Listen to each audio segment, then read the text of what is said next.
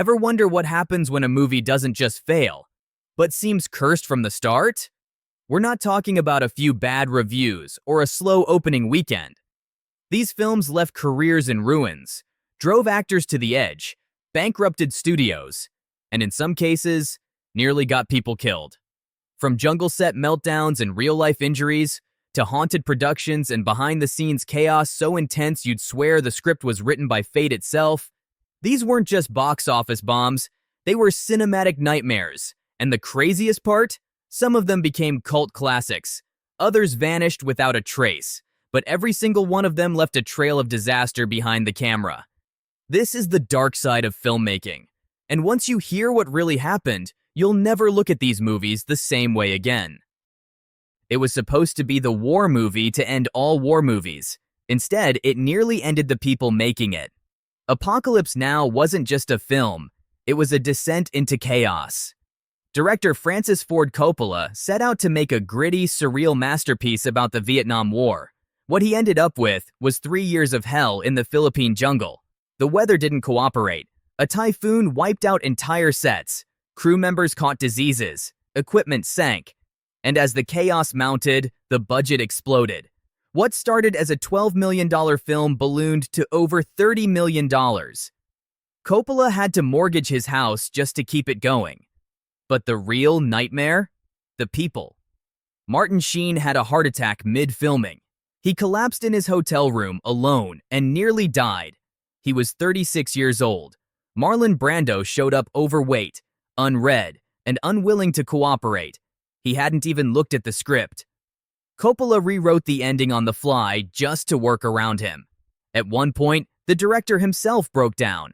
He confessed to friends he was suicidal, convinced the film would destroy his career and reputation. We had too much money, too much equipment, and little by little, we went insane, he said years later. The shoot took so long and spun so far out of control, the crew nicknamed it Apocalypse When. And yet somehow, the film was finished.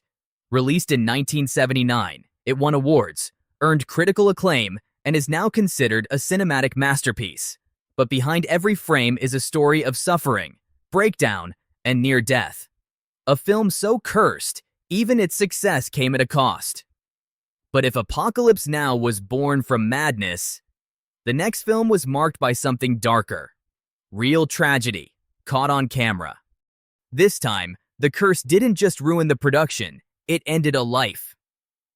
The Crow was supposed to launch Brandon Lee into superstardom. Son of martial arts legend Bruce Lee, Brandon had fought for years to step out of his father's shadow. This was his moment, a dark, stylish revenge tale where he played a murdered musician brought back to life to hunt down his killers. But what happened during filming would become one of Hollywood's most infamous tragedies. On March 31st, 1993, Brandon Lee was shot and killed on set by a prop gun that was never properly checked. A real bullet fragment had lodged in the barrel during an earlier scene, and when a blank was fired, it acted like a live round. He died hours later in the hospital. The production spiraled into chaos.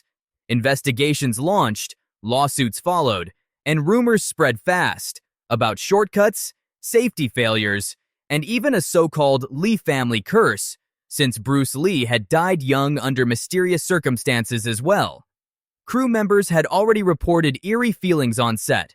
There were injuries, accidents, and last-minute changes that felt like bad omens. After Brandon's death, some called it fate, others called it negligence. Either way, The Crow became a posthumous release. Brandon's scenes were digitally completed using body doubles and CGI, a rare and controversial move at the time. And when the film finally hit theaters, it stunned everyone. Critics praised it, fans embraced it, and Brandon Lee became a tragic icon, frozen in his final performance. But behind the film's cult legacy is a real human cost, one that can't be edited out. And as tragic as that was, the next movie didn't take lives. It destroyed an entire studio. If one film could kill a studio, this was it. Heaven's Gate wasn't cursed by tragedy, it was cursed by ambition.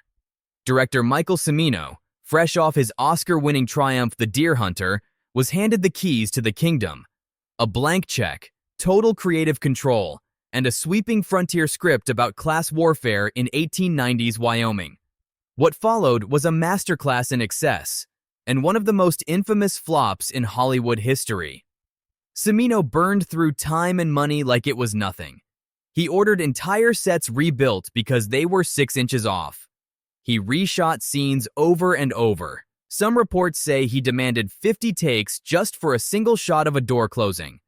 The film's budget doubled, then tripled. Extras were brought in by the hundreds. Livestock, period-accurate wagons, mud, blood, dust. Everything was crafted to perfection, and all of it was spiraling out of control.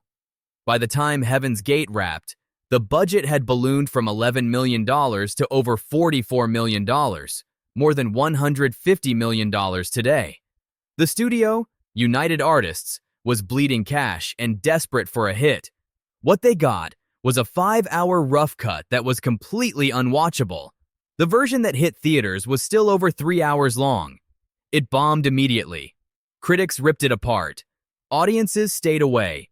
And United Artists, once a legendary name in cinema, collapsed under the weight of it all. The fallout was brutal. Heads rolled. Careers ended. Heaven's Gate became shorthand for unchecked ego, reckless spending, and studio suicide. Ironically, in recent years, critics have come back around.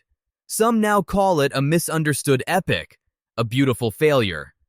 But back then, it wasn't just a flop, it was a financial apocalypse. And yet, while budgets can sink a film, sometimes it's the jungle, the river, or the very land itself that tries to kill it. What kind of filmmaker drags a 300-ton steamship over a mountain? For real. Only Werner Herzog. And only in Fitzcarraldo, a film that turned into one of the most dangerous, unhinged productions in history. No special effects, no models, just raw willpower, brute force, and a whole lot of madness. The story follows a rubber baron in Peru who dreams of building an opera house in the jungle. To do it, he hatches a wild plan: haul a giant ship over a mountain. That's the plot, and Herzog, in true Herzog fashion, decided to make it happen without faking a single frame. The result? Sheer chaos. Production took years. Equipment broke. People were injured constantly. One crew member sliced his foot open with a chainsaw. Another was bitten by a venomous snake and chose to amputate his own leg rather than risk death from the venom. The lead actor was replaced mid-filming. Jason Robards got dysentery and had to leave. His co-star, Mick Jagger, yes, that Mick Jagger, quit in frustration. Herzog brought in Klaus Kinski, a brilliant actor with a volcanic temper. Their fights became legendary. At one point, a crew member claimed he offered to kill Kinski for Herzog. The director declined, but didn't seem entirely against it. The indigenous locals, who made up much of the supporting cast, worked in grueling conditions and were pushed to their limits. Many questioned whether the film was an act of art or exploitation, but somehow Herzog finished it. The boat really did go over that mountain, and when Fitzcarraldo premiered, it stunned the world.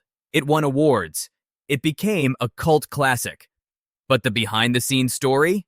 That's not a triumph. It's a cautionary tale.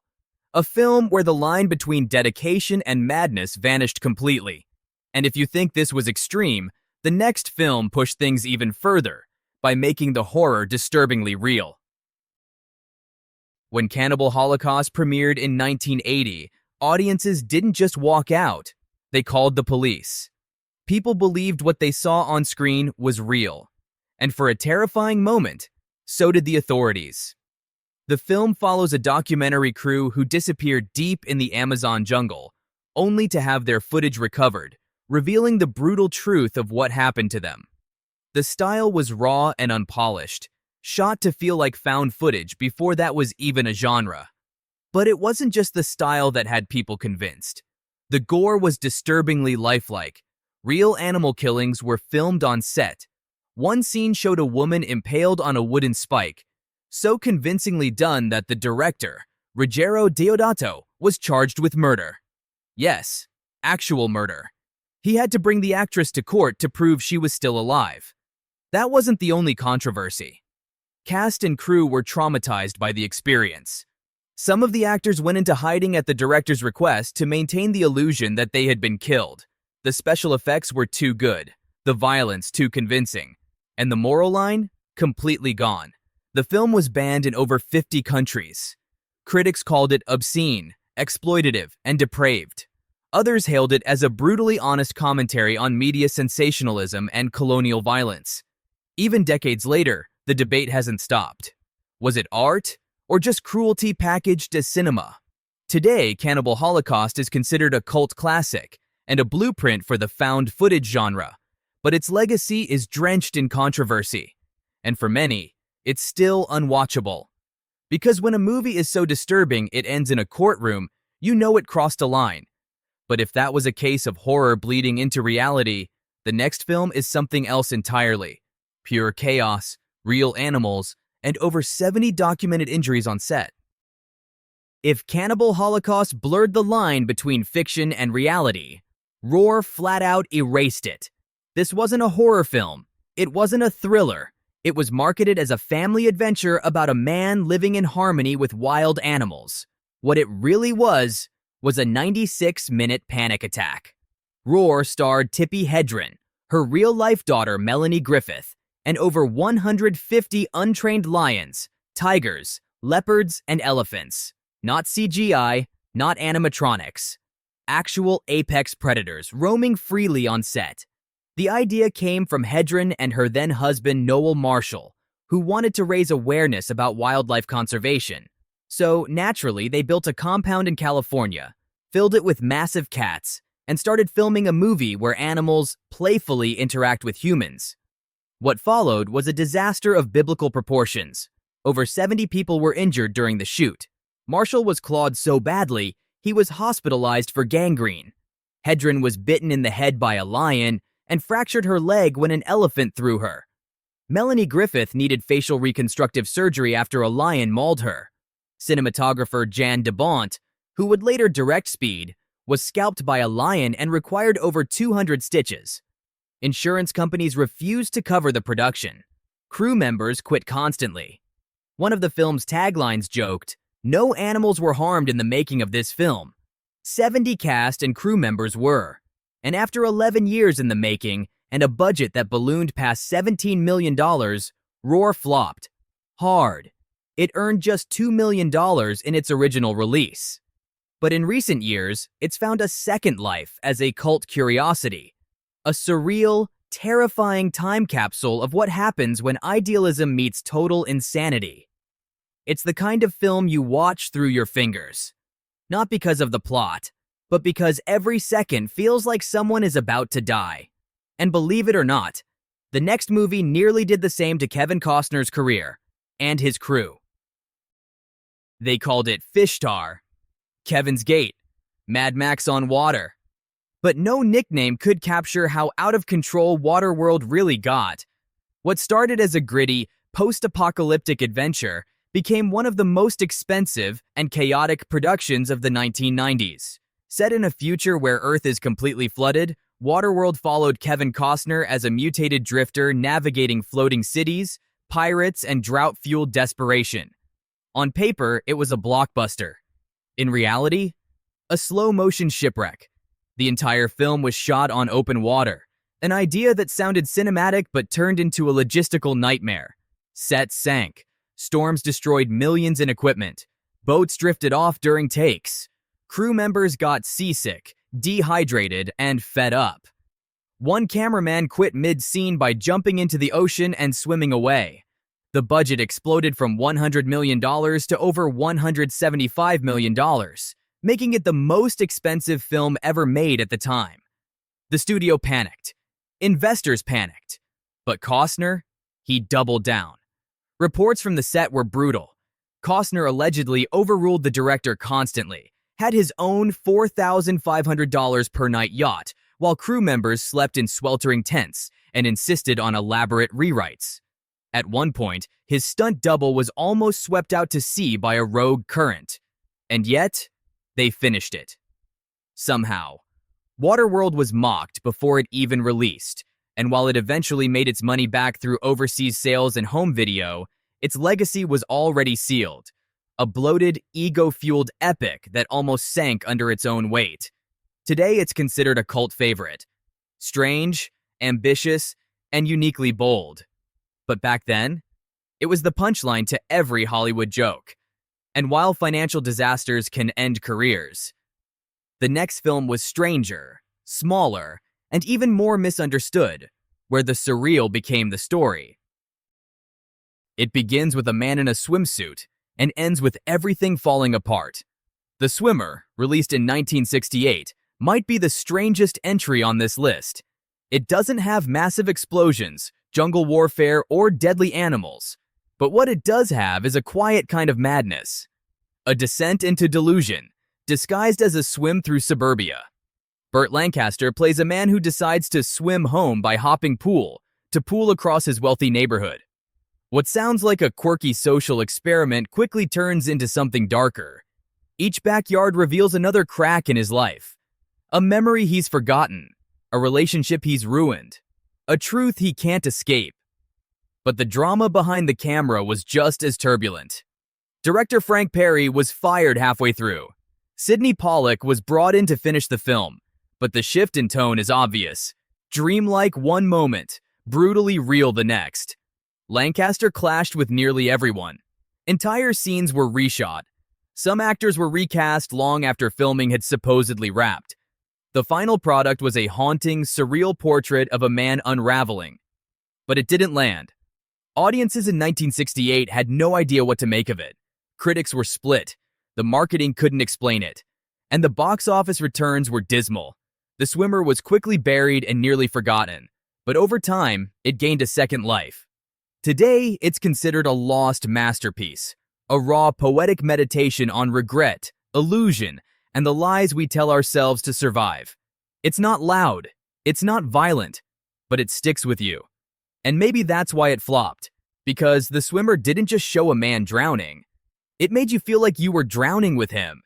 And sometimes, that's harder to watch than any explosion. So, what do all these films have in common? They weren't just flops. They were warnings, sacrifices, and obsessions. Projects where ambition turned into chaos, where fiction collided with reality, and where the cost of making the movie went far beyond money. Some of them ended careers. Others nearly ended lives. And a few, against all odds, found redemption long after the credits rolled. Because in Hollywood, a failure isn't always the end. Sometimes it's the beginning of a cult legacy, a misunderstood gem, or a cautionary tale whispered through the industry for decades to come. But one thing's for sure, every one of these productions left scars. So now the question is yours. Which of these films do you think deserves a second chance? And which one should have stayed buried forever? Drop your thoughts in the comments. We read them all. And if you enjoyed this deep dive into Hollywood's most cursed creations, hit that like button, subscribe for more untold stories, and share this video with your fellow film buffs. You never know who might have a disaster of their own to add to the list. Thanks for watching. And remember, in the world of movies, sometimes the biggest stories are the ones behind the scenes.